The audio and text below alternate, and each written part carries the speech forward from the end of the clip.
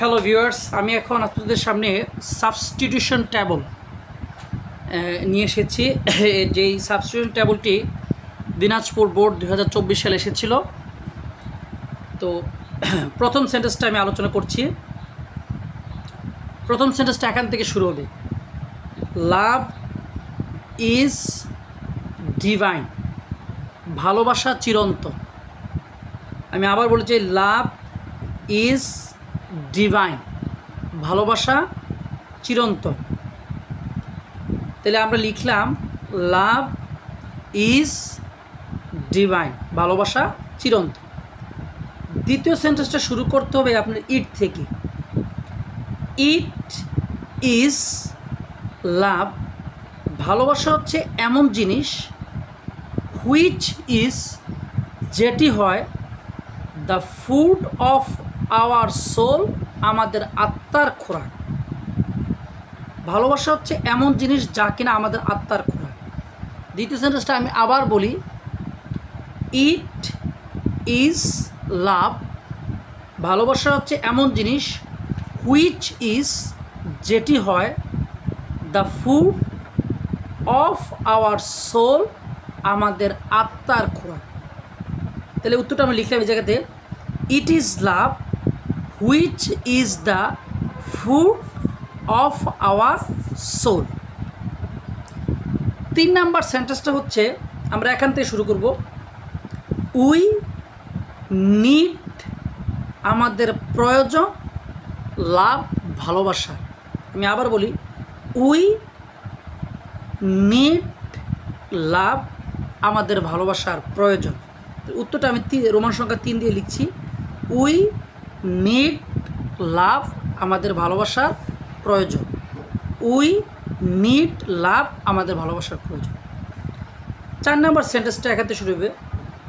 It creates, এটি সৃষ্টি করে। ইন্সপাইরেশন, অনুপ্রেরণা, এটি অনুপ্রেরণা সৃষ্টি করে। টু গো অ্যাহেড, এগিয়ে যেতে। আমি আবার বলি, ইট ক্রিয়েটস, এটি সৃষ্টি করে।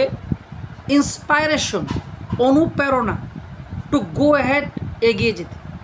তাহলে আমরা উত্তর লিখেছি, ইট ক্রিয়েটস, এটি সৃষ্টি করে। ইন্সপাইরেশন, অনুপ্রেরণা।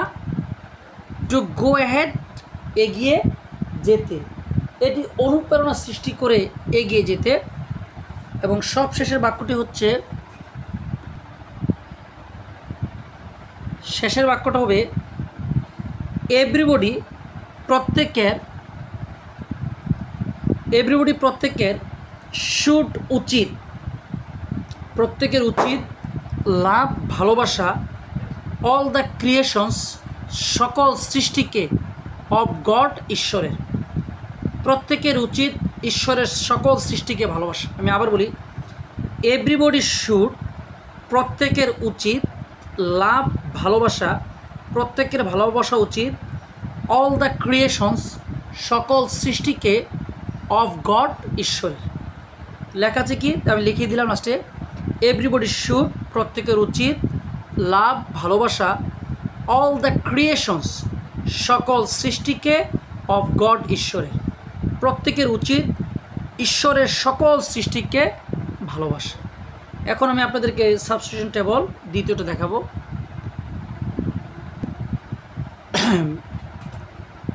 এখন আমি আপনাদেরকে দ্বিতীয় সাবস্টিটিউশন টেবলটা বুঝিয়ে দেব। প্রথমে এখান থেকে বুঝাবো, তারপর উত্তরটা এখানে আমি এখান থেকে ক্লিয়ার করে দেব। আপনার প্রশ্নটা থাকে এভাবে, উত্তরটা লিখবেন আপনারা এইভাবে। তাহলে প্রথম বাক্যটা হচ্ছে, নিউজ পেপার, সংবাদপত্র, ইজ হয়, সংবাদপত্র হয়, ইউজফুল, উপকারী, সংবাদপত্র হয় উপকারী, to all section of people, সকল শ্রেণীর মানুষের কাছে। সংবাদপত্র সকল শ্রেণীর মানুষের কাছে উপকারী।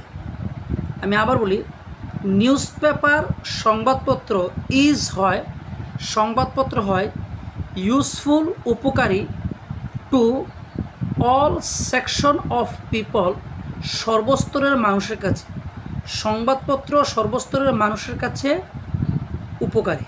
তাহলে এইখানে আপনি এভাবে সাজাইয়া এভাবে লিখে ফেলবেন, নিউজ পেপার ইজ, সংবাদপত্র হয়, ইউজফুল উপকারী, to all section of people, সকল স্তরের মানুষের কাছে। তাহলে পুরোটা অর্থ হলো সংবাদপত্র সকল স্তরের মানুষের কাছে গুরুত্বপূর্ণ।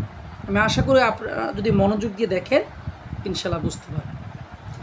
দ্বিতীয় সেন্টেন্সটা এখান থেকে শুরু হবে, দ্বিতীয় স্টেজ থেকে। প্রথমটা গেল এটা থেকে দ্বিতীয় যে এটি গিভস দেয়, এটি দেয় আস আমাদেরকে, এটি আমাদেরকে দেয় নিউজ সংবাদ, এটি আমাদেরকে সংবাদ দেয় অফ হোম অ্যান্ড অ্যাব্রোড, দেশ এবং বিদেশের।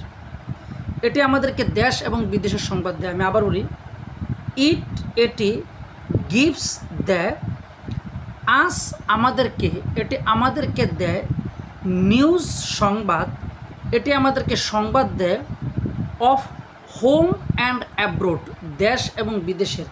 এটি আমাদেরকে দেশ এবং বিদেশের সংবাদ দেয়। তাহলে উত্তরটা আমি বলে দিচ্ছি, উত্তরটা আমরা এভাবে লিখব, ইট গিভস আস, এটি আমাদেরকে দেয় নিউজ সংবাদ অফ হোম, দেশের, অ্যান্ড অ্যাব্রোড এবং বিদেশের। তাহলে পুরো অর্থ হচ্ছে এটি আমাদেরকে দেশ এবং বিদেশের সংবাদ দেয়। 3 নম্বর সেন্টেন্স আমরা এখান থেকে শুরু করব।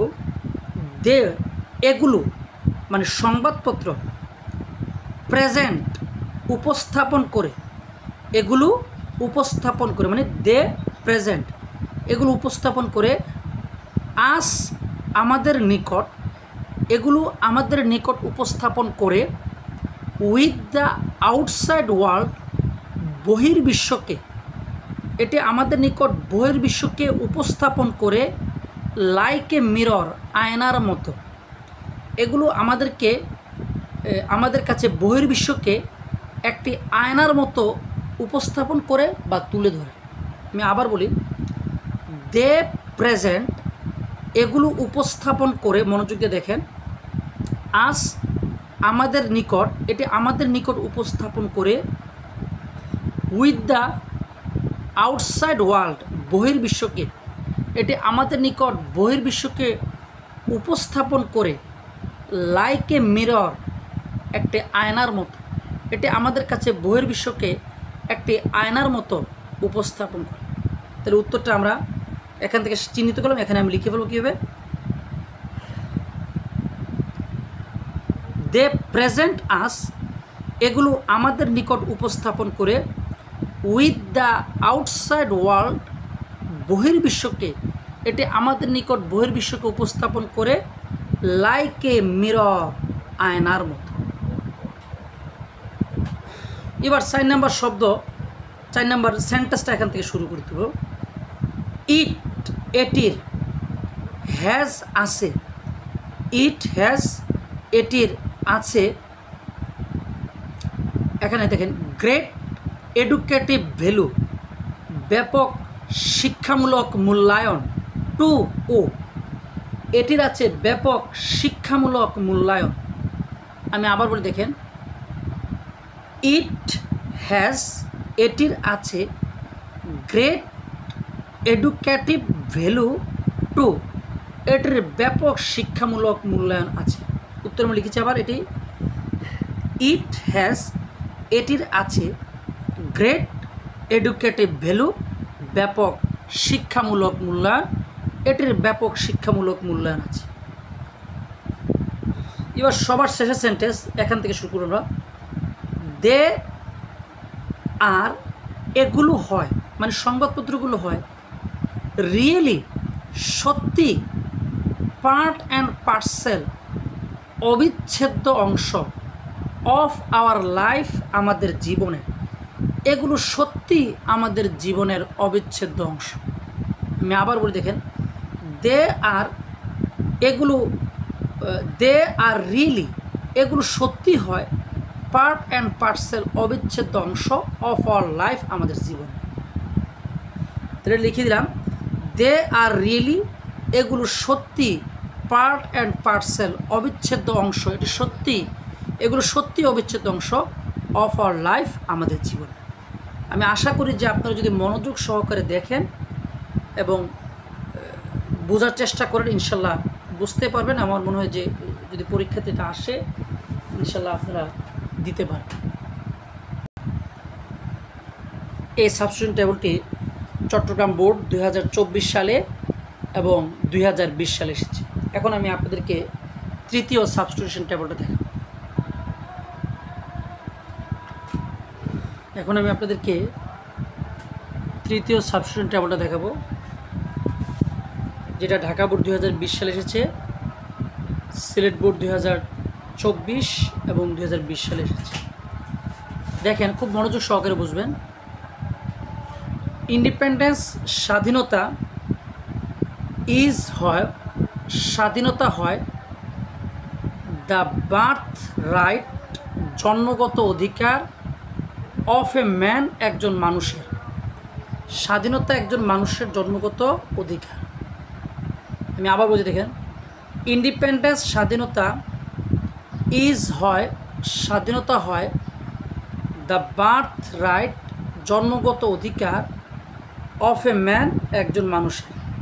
স্বাধীনতা হয় একজন মানুষের জন্মগত অধিকার। এর উত্তরটা এখানে লিখেছি, independence is the birth right of a man. Independence is, স্বাধীনতা হয় দ্য বার্থ রাইট, জন্মগত অধিকার অফ এ ম্যান, একজন মানুষের। এবার দ্বিতীয় সেন্টেন্স, নো নেশন, কোনো জাতি, ক্যান অ্যাচিভ, অর্জন করতে পারবে না। কি বললাম? নো নেশন ক্যান অ্যাচিভ, কোনো জাতি অর্জন করতে পারবে না, এটি মানে স্বাধীনতা, উইথাউট স্ট্রাগল, সংগ্রাম ছাড়া। কোনো জাতি সংগ্রাম ছাড়া এটি অর্জন করতে পারবে না। আমি আবার বলি, দেখেন, নো নেশন ক্যান অ্যাচিভ, কোনো জাতি অর্জন করতে পারবে না, এটি উইথাউট স্ট্রাগল, সংগ্রাম ছাড়া। কোনো জাতি সংগ্রাম ছাড়া এটি অর্জন করতে পারবে না। উত্তর আমরা সাজিয়ে লিখেছি, no nation can achieve it, কোনো জাতি এটি অর্জন করতে পারবে না, উইথাউট স্ট্রাগল, সংগ্রাম ছাড়া। কোনো জাতি সংগ্রাম ছাড়া এটি অর্জন করতে পারবে না। 3 নম্বর sentence, our war of independence, আমাদের স্বাধীনতা যুদ্ধ বা মুক্তিযুদ্ধ, টুক প্লেস, সংগঠিত হয়েছিল। আমাদের মুক্তিযুদ্ধ সংগঠিত হয়েছিল এখান থেকে ইন 1971, 1971 সালে। মনোযোগ দিলে বুঝতে পারবেন, আওয়ার ওয়ার অফ ইন্ডিপেন্ডেন্স, আমাদের স্বাধীনতা যুদ্ধ, টুক প্লেস, সংগঠিত হয়েছিল ইন 1971, 1971 সালে। আমাদের স্বাধীনতা যুদ্ধ 1971 সালে সংগঠিত হয়েছিল। তো এখানে লিখেছি, আওয়ার ওয়ার অফ ইন্ডিপেন্ডেন্স, আমাদের স্বাধীনতা যুদ্ধ, টুক প্লেস, সংগঠিত হয়েছিল ইন 1971, 1971 সালে। আমাদের স্বাধীনতা যুদ্ধ 1971 সালে সংগঠিত হয়েছে। এবার 4 নম্বর sentence, people of all walks of life, সর্বস্তরের লোকজন, এখানে ওয়াকস হবে, people of all walks of life, সর্বস্তরের লোকজন যোগ দিয়েছিল দ্য ওয়ার, যুদ্ধে। সর্বস্তরের লোকজন যুদ্ধে যোগ দিয়েছিল। আমি আবার বলি, people of all walks of life, সর্বস্তরের লোকজন যোগ দিয়েছিল দ্য ওয়ার, যুদ্ধে। সর্বস্তরের লোকজন যুদ্ধে যোগ দিয়েছিল। এটা এখান থেকে আমরা দেখি, people of all walks of life, সর্বস্তরের লোকজন যোগ দিয়েছিল দ্য ওয়ার, যুদ্ধে। সর্বস্তরের লোকজন যুদ্ধে যোগ দিয়েছিল। এবার শেষ সেন্টেন্স, দে তারা মানে সর্বস্তরের লোকজন ওয়েন্ট গিয়েছিল, দে ওয়েন্ট তারা গিয়েছিল টু দ্য ব্যাটল ফিল্ড যুদ্ধের ময়দানে, তারা যুদ্ধের ময়দানে গিয়েছিল টু সেভ দ্য কান্ট্রি দেশকে রক্ষা করতে, তারা যুদ্ধের ময়দানে গিয়েছিল দেশকে রক্ষা করতে। আমি আবার বলি দেখেন, দে তারা সর্বস্তরের লোকজন ওয়েন্ট গিয়েছিল, সর্বস্তরের লোকজন গিয়েছিল টু দ্য ব্যাটল ফিল্ড যুদ্ধের ময়দানে, তারা যুদ্ধের ময়দানে গিয়েছিল টু সেভ দ্য কান্ট্রি দেশকে রক্ষা করতে, তারা যুদ্ধের ময়দানে গিয়েছিল দেশকে রক্ষা করতে। তো লাস্ট অংশ থেকে আমি বুঝিয়ে দিই, দে ওয়েন্ট তারা গিয়েছিল টু দ্য ব্যাটল ফিল্ড যুদ্ধের ময়দানে, তারা যুদ্ধের ময়দানে গিয়েছিল টু সেভ রক্ষা করতে দ্য কান্ট্রি দেশকে, তারা যুদ্ধের ময়দানে দেশটিকে রক্ষা করতে গিয়েছিল। আমি আশা করি আপনারা বুঝতে পেরেছেন, মনোযোগ সহকারে চেষ্টা করলে ইনশাল্লাহ এটা বুঝতে পারেন। এটা সেকেন্ড পেপারে আসে, সাবস্টিটিউশন টেবলটা ইংলিশ সেকেন্ড পেপারে আসে। এখন আমি আপনাদেরকে চতুর্থ সাবস্টিটিউশন টেবলটা এখন আমি আপনাদেরকে যেই সাবস্টিটিউশন টেবলটা দেখাবো সেটা যশোর বোর্ড 2023 সালে এসেছে এবং রাজশাহী বোর্ড 2016 সালে এসেছে। খুবই সহজ, আপনারা একটু মনোযোগ দিলে ইনশাল্লাহ বুঝতে পারবেন। প্রথম সেন্টেন্সটা হবে, জয়নুল আবিদিন ওয়াজ ব্রন,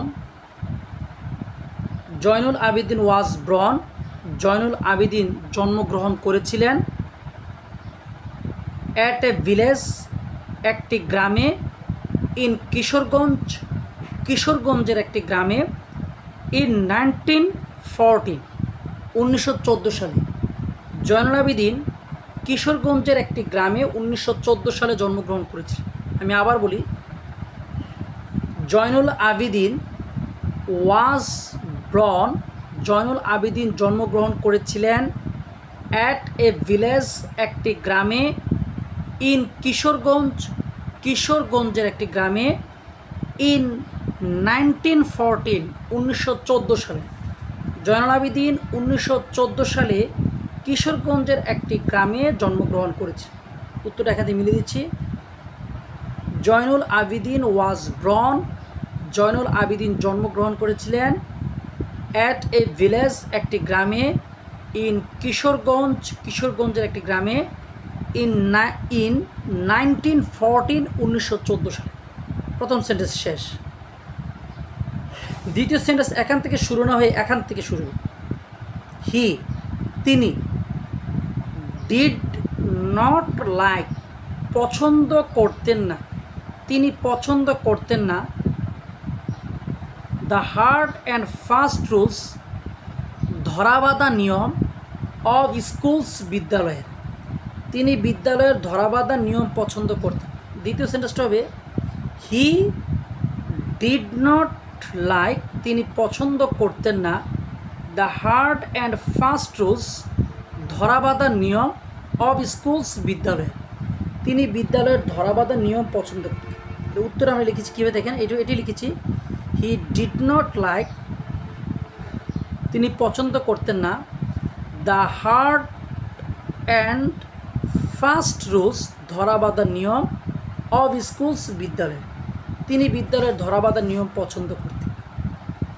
3 নম্বর সেন্টেন্স হবে এখান থেকে, সো হি সুতরাং তিনি, ড্রে অঙ্কন করতেন, পিকচার্স ছবি, সিক্রেটলি গোপনে, সুতরাং তিনি ছবি গোপনে অঙ্কন করতেন। আমি আবার বলি, সো সুতরাং হি তিনি, সুতরাং তিনি, ড্রে অঙ্কন করতেন, পিকচার্স ছবি, সিক্রেটলি গোপনে, সুতরাং তিনি গোপনে ছবি অঙ্কন করতেন।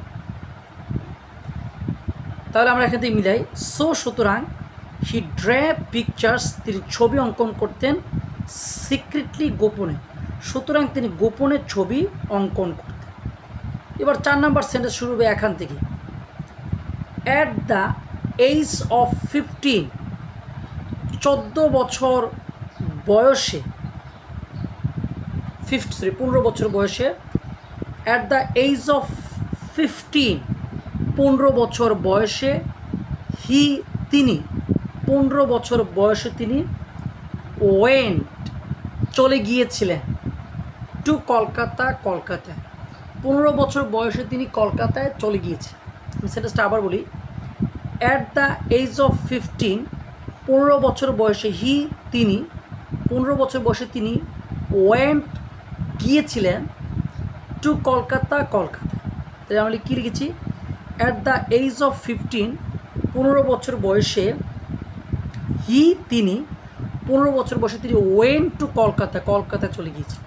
আমি আবার বলি, অ্যাট দ্য এজ অফ 15 15 বছর বয়সে তিনি ওয়েন্ট চলে গিয়েছিলেন two Kolkata.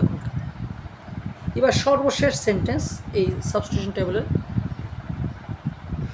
At the age of 19 19 বছর বয়সে তিনি 19 বছর বয়সে তিনি গট হিমসেলফ অ্যাডমিটেড ভর্তি হয়েছিলেন 19 বছর বয়সে তিনি ভর্তি হয়েছিলেন into Kolkata government art college, Kolkata সরকারি আর্ট কলেজ। আমি আবার বলি, অ্যাট দ্য এজ অফ 19 19 বছর বয়সে তিনি গট হিমসেলফ অ্যাডমিটেড ভর্তি হয়েছিলেন into Kolkata government art college, Kolkata সরকারি আর্ট কলেজ। তো লাস্ট সেন্টেন্সটা আমি এখান থেকে বুঝিয়ে দিচ্ছি, একটু খেয়াল করেন।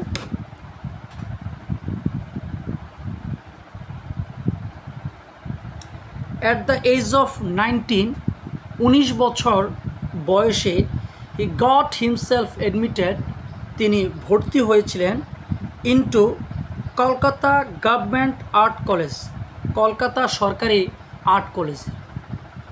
আমি আশা করি আপনারা যদি মনোযোগ সহকারে দেখেন এই সাবস্টিটিউশন টেবলটা আপনারা পারবেন। এরকমভাবে সাবস্টিটিউশন টেবল আমি এটা প্রথম পার্ট 4টা পার্ট দেব, প্রত্যেকটা পার্টে 4টা করে সাবস্টিটিউশন টেবল থাকবে। আশা করি আপনারা যদি মনোযোগ দিয়ে দেখেন তাহলে ভালো করতে পারবেন। ভিডিওটি যদি আপনাদের কাছে ভালো লেগে থাকে তাহলে আমার চ্যানেলটাকে সাবস্ক্রাইব করে বেল আইকনে প্রেস করবেন, যাতে পরবর্তীতে আপনারা আমার যে কোনো ভিডিও দ্রুত পেয়ে যেতে পারেন। সবাইকে ধন্যবাদ। আল্লাহ হাফেজ।